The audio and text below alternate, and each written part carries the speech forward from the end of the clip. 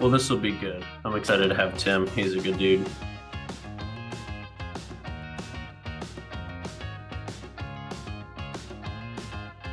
We got lightning outside, so hopefully we won't go to backup power.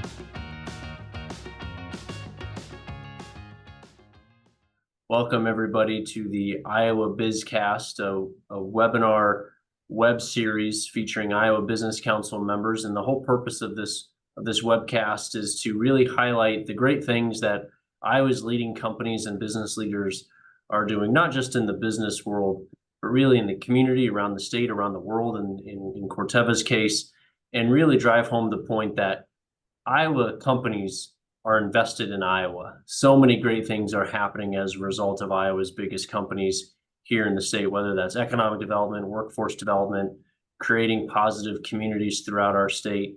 And what better example than Tim Glenn and Corteva to really lead this discussion for the month of July. Tim's a longtime member of the Iowa Business Council, has a very distinguished career in business, has been with the company for a long time, first obviously at Pioneer, and now most recently as the Executive Vice President of the Seed Business Unit of Corteva Agriscience, and a graduate of Iowa State University. And so just a long-time Iowan on a couple of different tours of duty, I guess you could say, Tim. Your career has taken you into Iowa, out of Iowa, and now we're lucky enough to have you back in Iowa. So thanks so much for your service to the state, to the Iowa Business Council, and it's great to have you here today.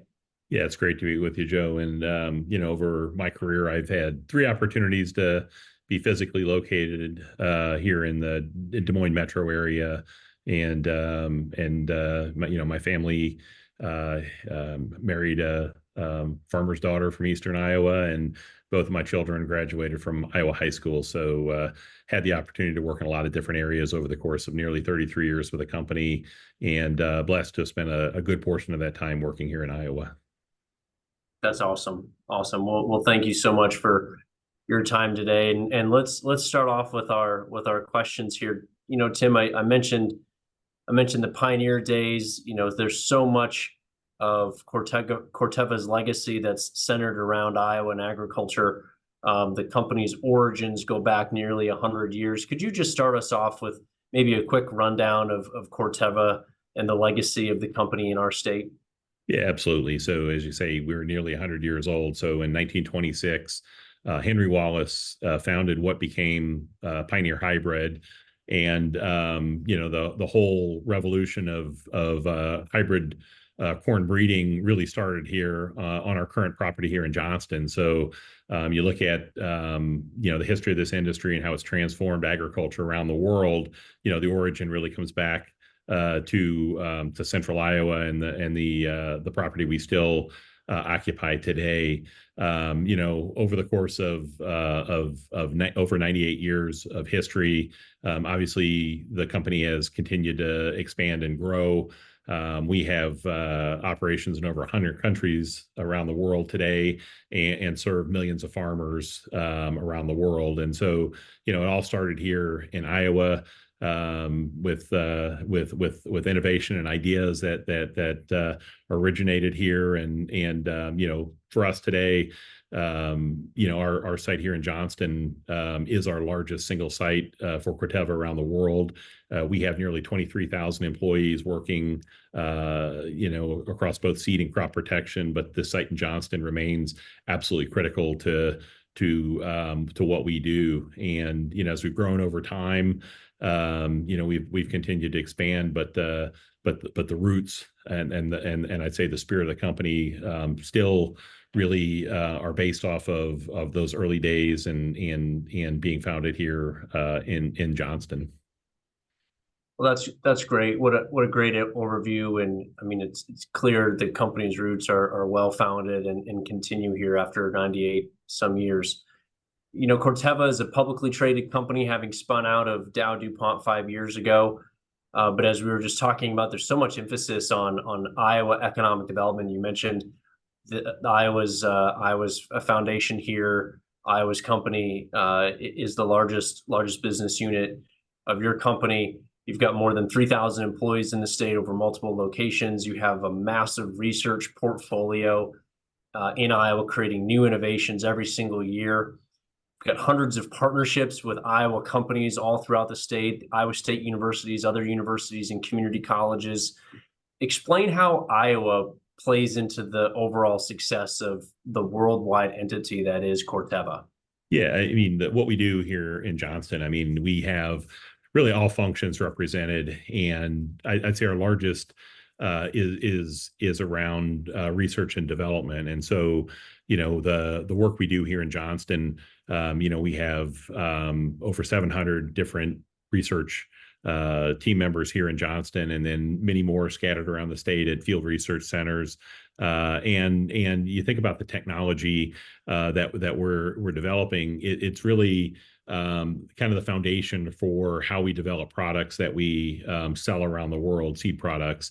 And so, the work we do here, I'd say the most basic stages of work in biotechnology is done here.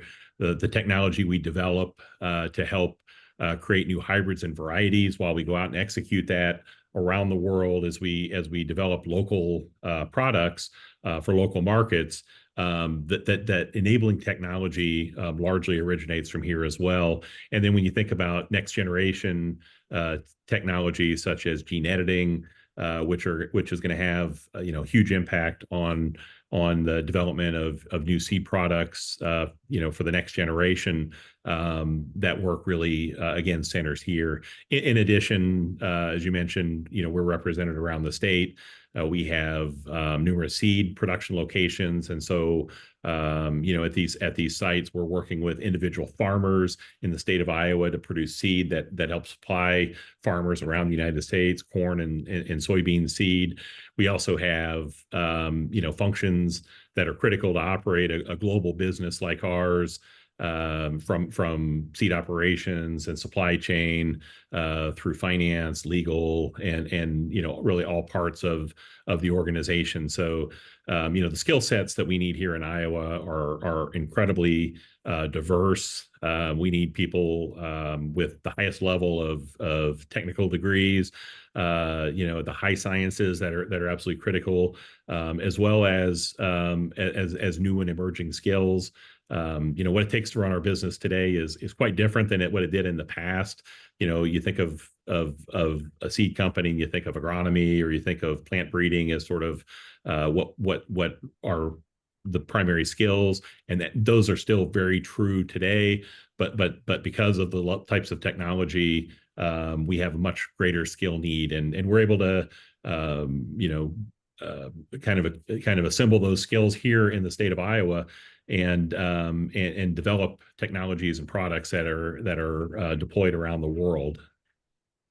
Yeah, fantastic. And, certainly public policy goes into the ability to do those things, create those technologies, create those innovations.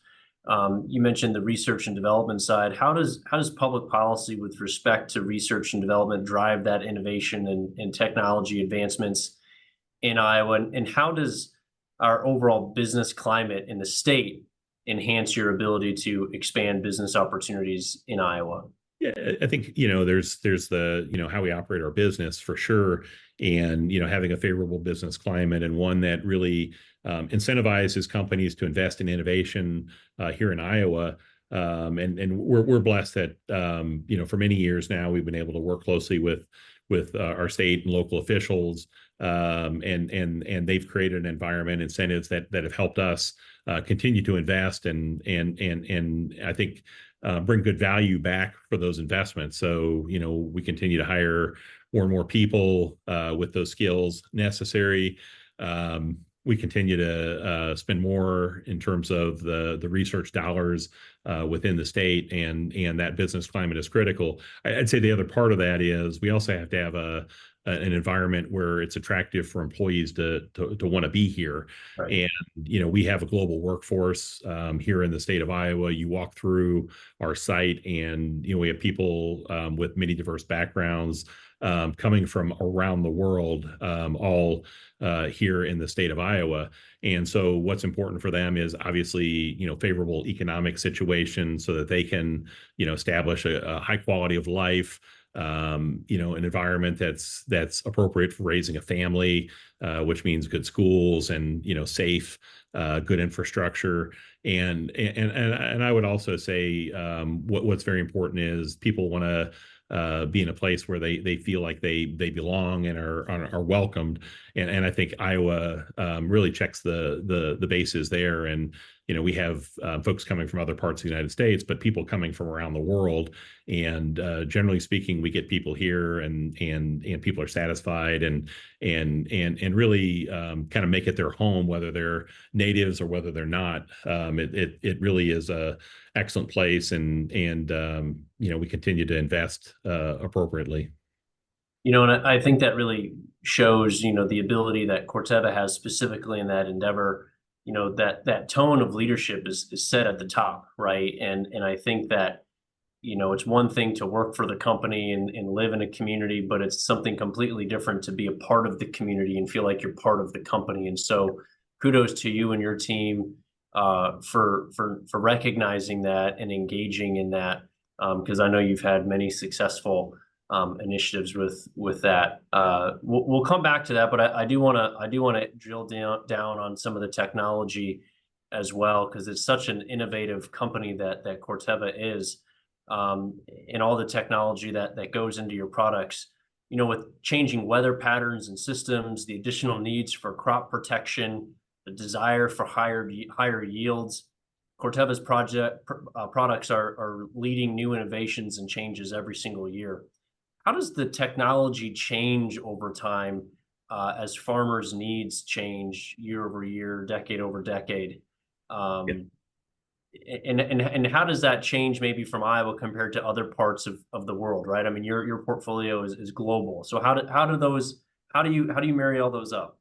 Yeah, I think at a core level, farmers' needs are generally very similar around the world. First thing is they want a crop, they want to plant a seed or use technology that it's going to deliver yield or be efficacious. Maybe in the case of crop protection, they want a product that is going to bring some stability and reliability to their operation. So we know farming is, we're in the real world here, and no 2 years are the same. And so it's great to have yield, but if you can't do it across years, then that doesn't necessarily meet farmers' needs. And I think the other part is that farmers, it's not just about yield, it's about being able to drive profitability and productivity in their operation. And so I think one of the things that we're here in Iowa, if you're traveling across the state, sometimes you become a little I don't know, bored or maybe immune to the fact that we're surrounded by, millions of acres, 25 million acres of corn and soybeans, that the magic happens every year when spring happens and get planted and, ultimately produce a tremendous crop. But every year those fields, if you're a farmer, theoretically the fields are the same, the weather's different, but they have to drive more and more productivity. And so every year we're able to deliver about 1 to 2% yield gain over the prior year. And we've done that over the course of our entire history. And so, that productivity is absolutely at the core, because that's how farmers continue to be more profitable. Commodity prices go up and commodity prices go down, and farmers are subject to a lot of different market forces, weather forces, but their ability to continue to drive productivity over time is how they're able to be successful over the course of their farming career. And when you think about what the needs are outside, we take this core technology that we have, and create products that are adapted into those local markets. And so doing business in over 100 countries, think even about the United States and the different climatic conditions and soil conditions that we have, and how diverse that market is. Imagine that over the course of 100 different countries, where you have very different weather patterns, very different soil conditions, different pests, disease pressures that you might face, and also different resources available. Again, it's easy here in Iowa because we drive around and we get 30 to 35 inches of very predictable rain year after year, and it comes at the right time. We had some of the best soils in the world.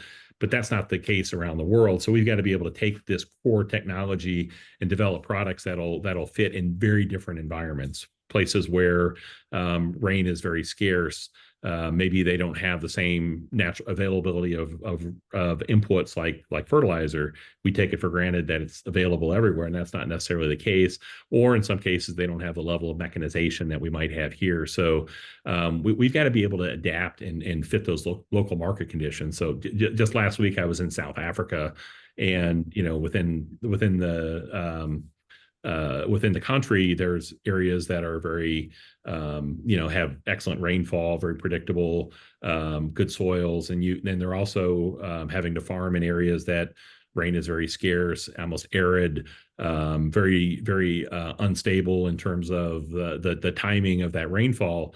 And so even in the context there, we've got to be able to fit into very high yield environments and call it near perfect conditions and some of the toughest conditions you can possibly imagine. And farmers count on us to be able to develop a product that's going to help them be available. They don't necessarily have the same goals in terms of what that yield potential is, but at the end of the day, they need to have something that's going to be productive relative to other options. They need something that's going to be stable given the conditions that they have, and they need to be able to deliver a bottom line profit to their operation, so that they can be in business year after year after year.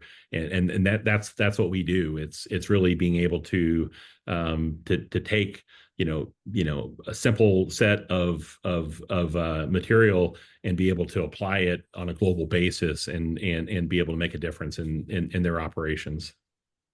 And at a very basic level, obviously, want to make sure that the farmer is profitable so that they continue obviously to stay in business. But at the end of the day, we're talking about feeding the world quite Yeah. literally, right? Making sure as we march toward 9 billion people in population that there's enough food for individuals to live a thriving life.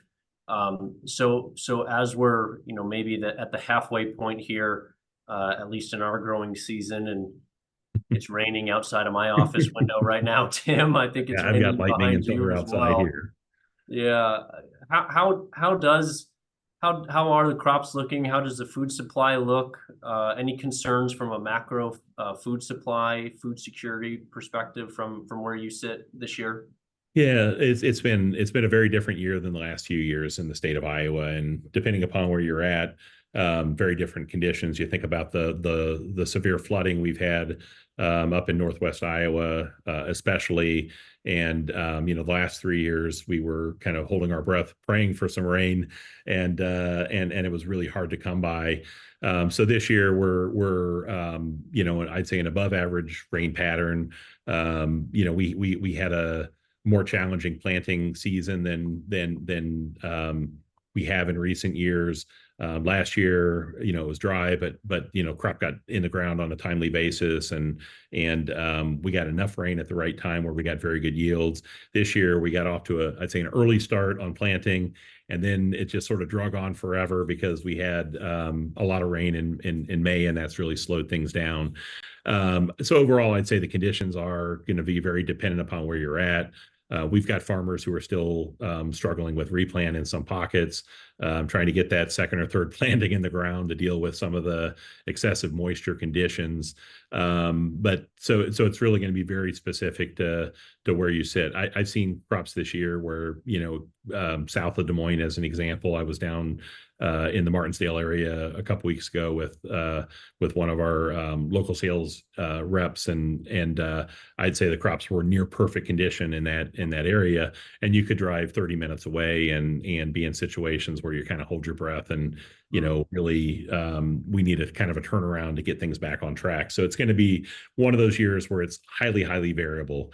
In terms of where we sit in terms of available supply around the world, I'd say conditions in the U.S. overall are pretty good from a timing standpoint. The crop's on schedule relative to where it should be at a U.S. level, and overall, I'd say we're tracking probably close to where trend yield should be on a global basis. Grain stocks are actually elevated to where they have been, which has put some pressure on pricing. So, that puts some added pressure on our customers. But overall, I'd say that there's a reasonable supply of corn and soybeans and other key commodities in the world, and so we're not facing necessarily a shortage or crisis situation by any means. But it's a tough year for our customers, especially in those areas where they've just been pounded over and over and over with rain, especially in that northern tier, northwest Iowa. Yeah, right. Um, and that I want to switch gears maybe a little bit to conservation and conservation practices. Farmers are among the leaders in conservation and leading with new practices and sustainable agriculture. In this varying weather patterns that we have and variability among crops and yields, what role does Corteva play in helping the ag sector work towards, more conservation, more sustainability? How does that all work in the product lines that you guys are providing? Yeah, I think the first thing I want to say is that I believe that farmers are the original conservationists. So, and I don't say that disparaging to anybody else out there. And why that is because our farmer customers are living where they're operating most of the time, and so they have to live with the outcomes that they create in the field. The other thing is farmers are very generational in thinking. Farmers are not miners. They're not extracting from the soil. Farmers need to preserve their resource so that they can farm, for years to come. And like I said, generational in nature. Virtually every farm family that you'll meet, they're always thinking about that next generation, who's gonna farm this land beyond them. And so they take that long look and really focus on doing the best they can to preserve the resource. What we do is, the products that we deliver have to be a part of a system that allows a farmer to operate in a very sustainable way. And so part of that is, we got to develop new and better products that enable those practices. Hybrids today, as an example, corn hybrids today are able to produce grain, a bushel of grain with less nitrogen than what they would have a couple generations ago. They're also able to produce more grain with less moisture.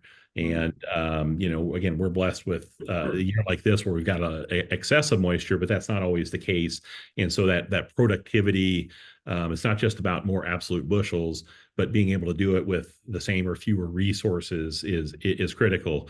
I'd say the other thing that's really important is we got to help farmers be able to incorporate management practices. So we're not just a product company; we are a service partner for our customers. And I think, especially when you think of the Pioneer brand, part of what's driven us for our entire nearly 100-year history is being able to go out there and help farmers get the most value out of the inputs that they provide or that they're deploying. And so that's not just seed, it's every decision that they make. And so we kind of pride ourselves on being on the cutting edge of farm management in terms of that crop management and helping them make the optimal decisions so that they can utilize resources appropriately, do it in a very sustainable way, and ultimately get to the best outcome. So we don't necessarily always brag about that side of it. It's easy to focus only on the products that we put into the marketplace, but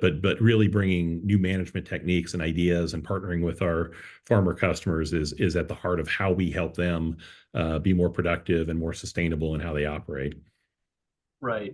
And Tim, to that end, when you're talking about the application, when you're talking about the management practices, whether it's, implementing sustainability practices, or technology, advances in technology across all sorts of different machinery and other things, what can the public be doing, or consumers or farmers be doing to help with either technology acceptance or technology adoption, conservation adoption? You've done a really good job talking about what the company is doing, but the consumer side has to be there too, right? And so what are some tactics or tools that the public or consumers can be doing as well to make sure that they're taking advantage of these new advances as well? Yeah, I mean, I think one thing, sometimes it feels like it's if you're in the production agriculture sector, kind of on the front line, it feels like the world's stacked up against you.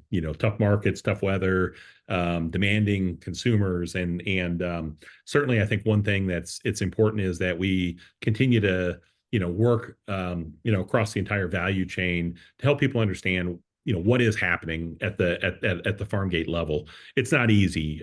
Even here in Iowa, where where we have, so many millions of acres of land, and we've got thousands and thousands of family farms.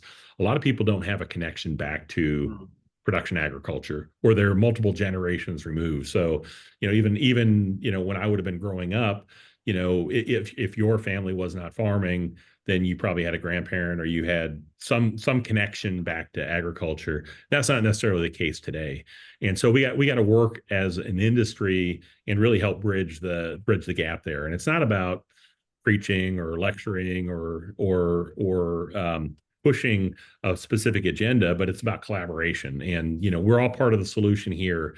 And certainly, when we think about feeding 800 or 8 billion people around the world, 330 million people here in the United States, it doesn't happen without that frontline production system in place. So collaboration, transparency, ensuring that we're connecting and trying to build bridges across the value chain is absolutely critical. Farmers have to have technology, and sometimes technology can be a scary thing.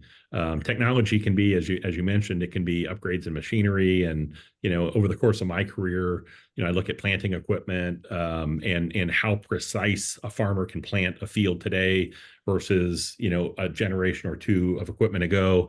I look at application technology and how that's evolving, and farmers today, doing very precise applications of fertilizer only where needed versus sort of that broadcast approach. So technology is having a huge impact there. And there's also the technology in seed. And sometimes things like biotechnology can be scary things to the public. And we've got to be transparent and help educate why that technology is so important. And at the heart of that is we've got to have good science-based regulatory processes around the world. And that's something that's very difficult, because sometimes these regulatory processes become politicized and almost become a barrier between countries, or can be used as a barrier to preserve one industry versus another. And so we're going to continue to advocate there. We work very closely with farmer groups and all the way up and down the value chain, from consumers back up closer to the production side. And we've got to help educate on why that technology is critical. And the minute that we stop making progress, continue to stop innovation in this space, the world's going to become have more risk associated with food availability. Again, I was in South Africa last week, and I'll use the example. We don't think of South Africa as necessarily call it an underdeveloped country. And talking with farmers, food security is at the tip of their tongue. And it's a rapidly growing population. They have a limited number of arable acres or hectares available, and so their ability to continue to drive productivity is, to feed a rapidly growing population, is a motivator for those farmers I met with last week. And that should motivate all of us, because we do have 8 billion people around the world. Not everyone has access to the quality or quantity of food that they need, and we ought to be working on identifying solutions and ways that we can make it more available to all people around the world. You're struck by your theme of collaboration in that, right? Making sure that you're there, meeting people halfway, making sure that you explain what this does and how this will help them. One of the things that we collaborate a lot on at the Iowa Business Council is focusing on trying to grow Iowa's population, right? To switch gears into maybe more of the workforce or community service aspects that we mentioned at the top of this hour. When Tim, you're recruiting people to Iowa, when you're recruiting new team members to Corteva, and you're trying to bring them into our state, what are some of the things that you pitch prospective employees on about the virtues of being in Iowa and about living in Iowa? Yeah, I think, I talked a little bit about, the quality of life that we have here, availability of excellent schools, the availability of great infrastructure, And that's not available every place in the world. So if they're coming from a suburban environment and a nice area, it's probably a different story. But so many of the folks that we would recruit maybe come from areas where they don't have access to these things, and the quality of life in terms of even short commute times and relative safety that we're blessed with here versus other parts of the world. Those make a huge difference to people as we bring them here. And I think the fact that the state of Iowa has taken steps. The governor's been a strong leader in terms of making sure Iowa is more competitive in terms of cost of living and some of those challenges. I mean, that also opens the door for people to maybe not have a shock when they come in, because Iowa's tax policies, income tax policies, having lived in a lot of different states, a few years ago were kind of a shock if you were coming from the Sun Belt or coming from a lower tax state.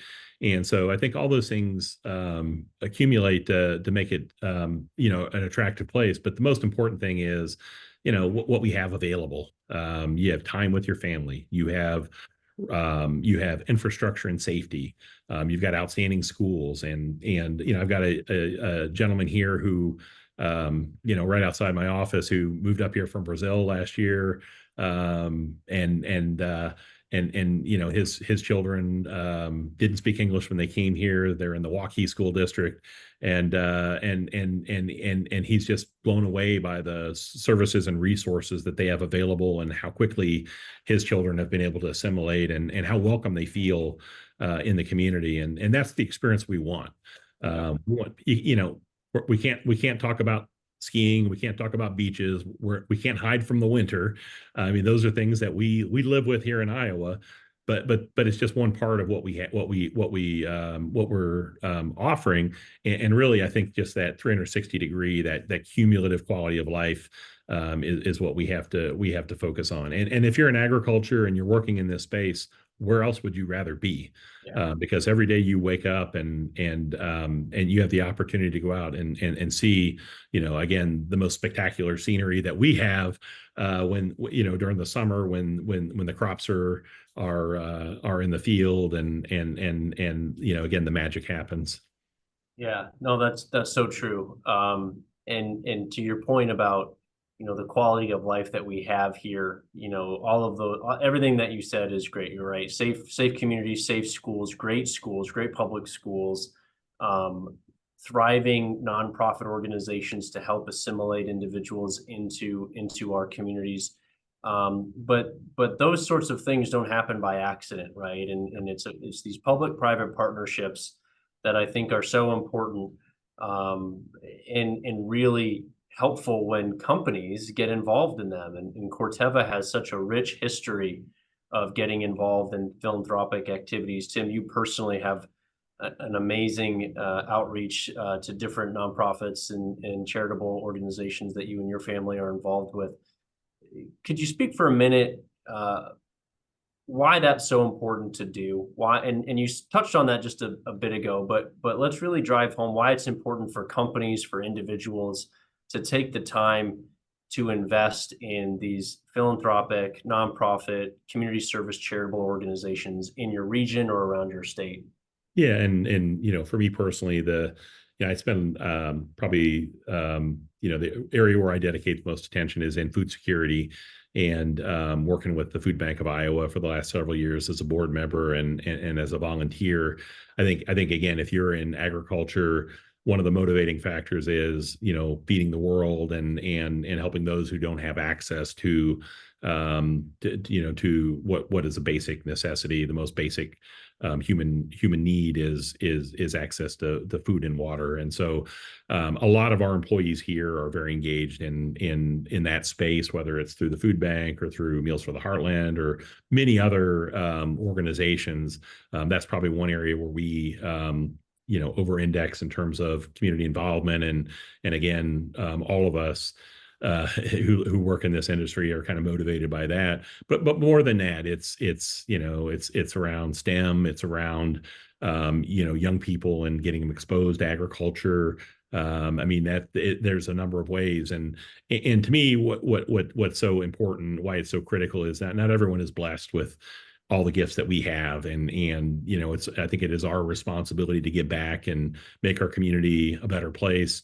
We're fortunate, especially here in Central Iowa, but across the state, that we've got some great organizations that do a tremendous job of serving those who are in need. And too many, we're a major sponsor and supporter as well of United Way of Central Iowa. So that's one of our feature organizations that we sponsor, whether it's through contributions of employees or through volunteer hours, and all those things are so important.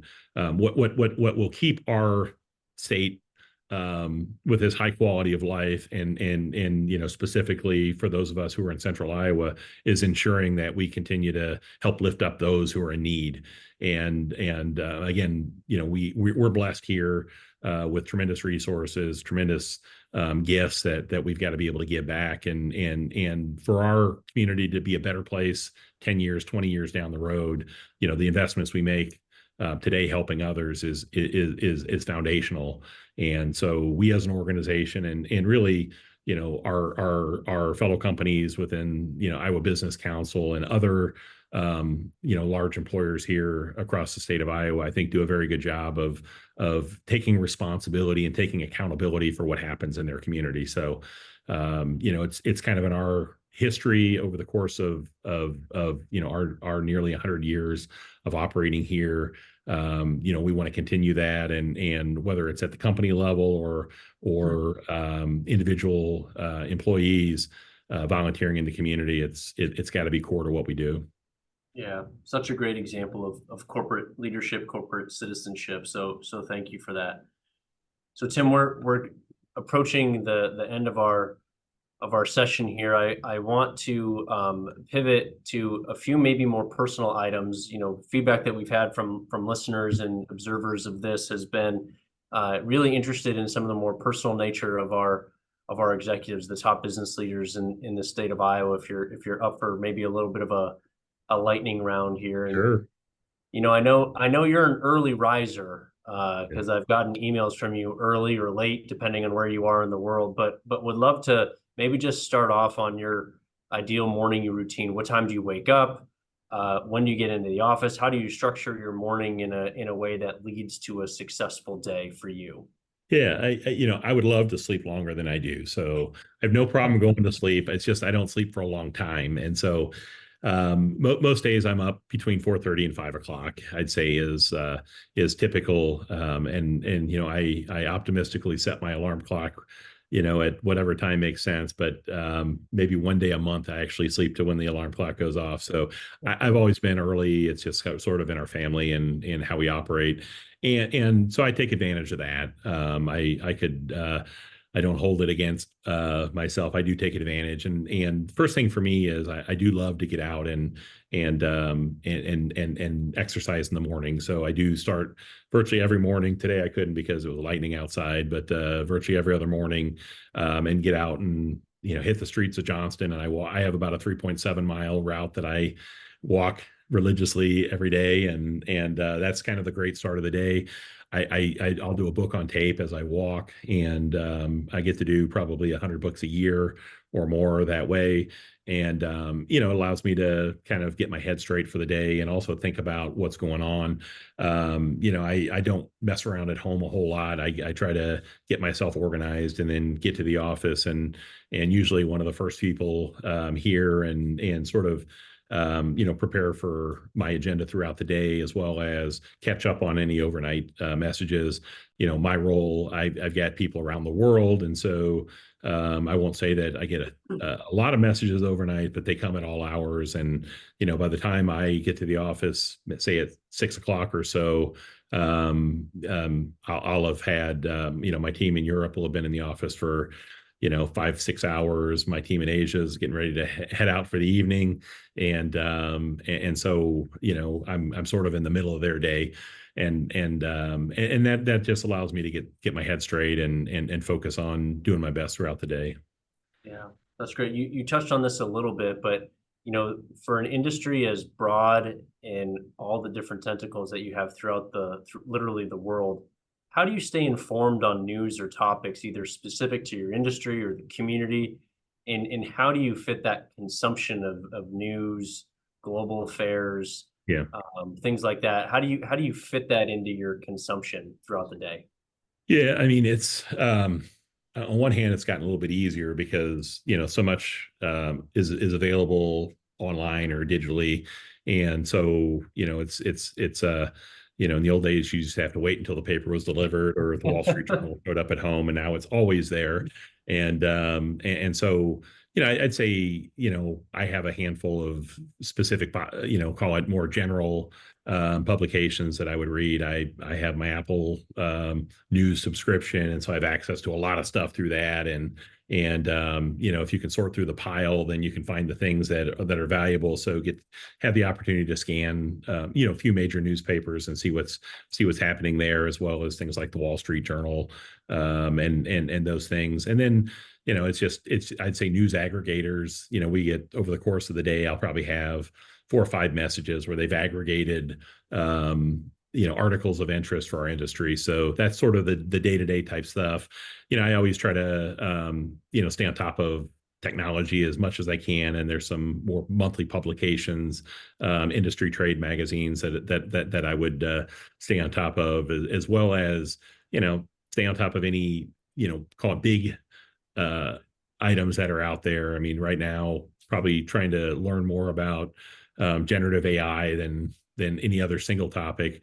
It's something that we've incorporated in our business for many years, just because of the large amount of data that we generate from an R&D standpoint. And it's been part of our product development tools and systems for a number of years, but obviously applications are increasing, and how we can incorporate it in our business is more and more. So it probably ends up being more digitally. I used to get stacks of magazines and Yeah, newspapers and things like that, but anymore, wherever I'm at in the world, I can digest that.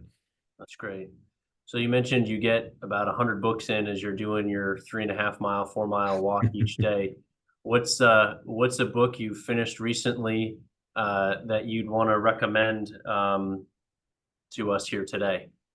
Well, I'm a I use it. I take advantage of the library. So if anybody isn't using their local library, Johnston Library, they have a online tool, so I'm able to access. I think there's like 24,000 books Yeah. that are available there through their app, and I do that. Probably the most interesting book that I read, and I'll do things that are more, call it self-improvement or those types of things, as well as novels and love biographies and stories of people, kind of the story behind the story of how they became who they are, very successful people.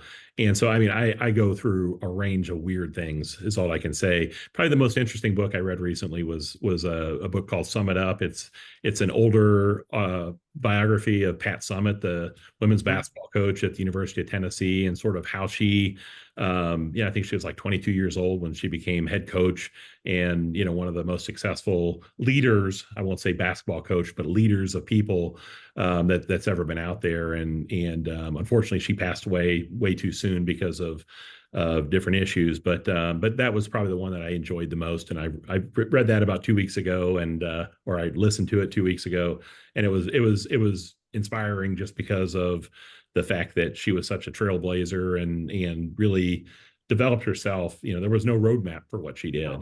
And became one of the most accomplished people, and did it on her own. And so that would be an example of one that I did recently. Very good. Very good. Okay, so last question. So we know you're a big audiobook guy. Is there anything that you're watching, anything that you're binging on Netflix or Amazon Prime that you want to tee our audience up for? Oh man, I am not a huge. No shame in whatever you're about to say. So No, this I'm is not a a big safe TV space. guy, and it drives my wife crazy. But we probably do more of these true crime type things than anything else. And so the one we're doing that we're in the middle of, and this is not fun stuff, but the Killing Fields is what I think the most recent thing, and it's about this corridor south between Houston and Galveston where there were a series of murders. I mean, horrible topic.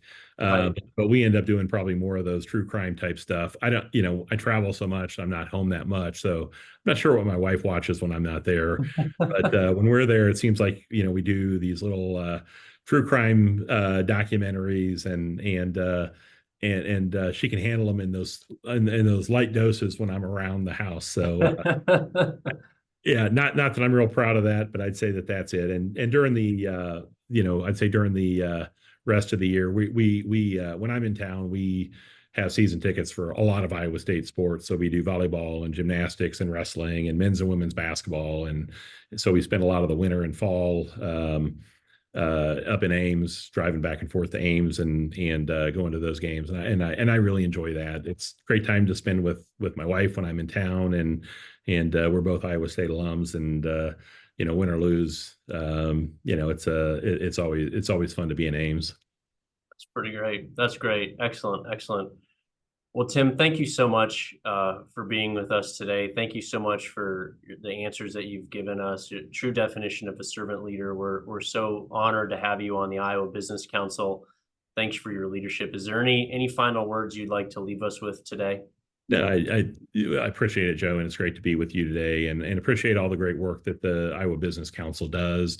We're fortunate that that some of the leading companies in Iowa have a forum where we can get together and deal with issues. And sometimes we have great alignment, and sometimes we don't. And for me, Business Council has been a great opportunity to learn from some of the most important business leaders within the state of Iowa, and also interacting with other leaders who we're fortunate to have as guests. So thanks to you for all the work you do.